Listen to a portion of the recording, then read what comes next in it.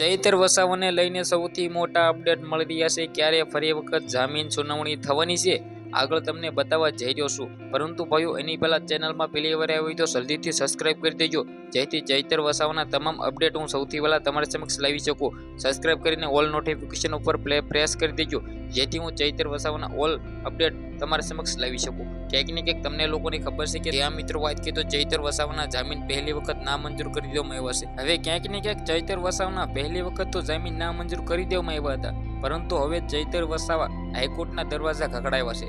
હવે મિત્રો વાત કરીએ તો ચૈતર વસાવાના જામીન મળવાના છે, ક્યારે ચૂકવણી થવાની છે, બધી A to Z ડિટેલ્સ મિત્રો તમને આ બધા લોકોને બતાવવા જઈ રહ્યો છું। ખાસ કરીને ભાઈઓ વિડીયો એન્ડ સુધી જોતા રહેજો। તમને બધા લોકોને ખબર છે કે ચૈતર વસાવાના જામીન છે એ મિત્રો નામંજૂર કરી દેવામાં આવ્યા હતા। ફરી વખત મિત્રો વાત કરીએ તો હાઈકોર્ટના દરવાજા ખખડાવ્યા છે, અને હવે આમની અંદર એક તારીખ નક્કી થઈ છે। એ તારીખની અંદર હાઈકોર્ટની અંદર મિત્રો વાત કરીએ તો જામીનની ચૂકવણી થવાની છે। જો જામીન મળી જશે તો ચૈતર વસાવા આવશે જેલની બહાર।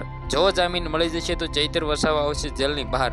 જે આ મિત્રો વાત કરીએ તો તમને લોકોને ખબર ના હોય તો કહી દો ભાઈ, તારીખ 22ના રોજ, જે આ મિત્રો વાત કરીએ તો આ તારીખ બધા લોકો યાદ કરી રાખજો। 22 તારીખનો રોજ ચૈતર વસાવાના જામીન છે એ મંજૂર થઈ શકે છે। જામીનની સુનાવણી મિત્રો 22 તારીખના રોજ રાખી દેવામાં આવી છે। હવે શું થશે?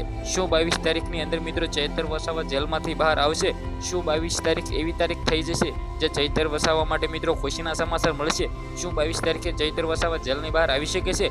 22 તારીખે ચૈતર વસાવાના જામીનની સુનાવણી થવાની છે। આ સૌથી મોટા અપડેટને સૌથી મોટા સમાચાર મળી રહ્યા છે। આ તારીખે ચૈતર વસાવા જેલની બહાર પણ આવી શકે છે। સૌથી પહેલા તમારા ભાઈ તમારા માટે હું એકલો જ મિત્રો વાત કરતો વિડીયો લેવો છું, જેથી મિત્રો તમને બધા લોકોને મેં તારીખ બતાવી છે। બાકી તમને શું લાગે છે, શું થાય છે, શું નહીં, વિડીયોને શેર કરીને સબસ્ક્રાઇબ કરવાનું ભૂલતા નહીં। આજના વિડીયોમાંથી આટલી જ માહિતી, આપણે એક નવા વિડીયો મળીએ।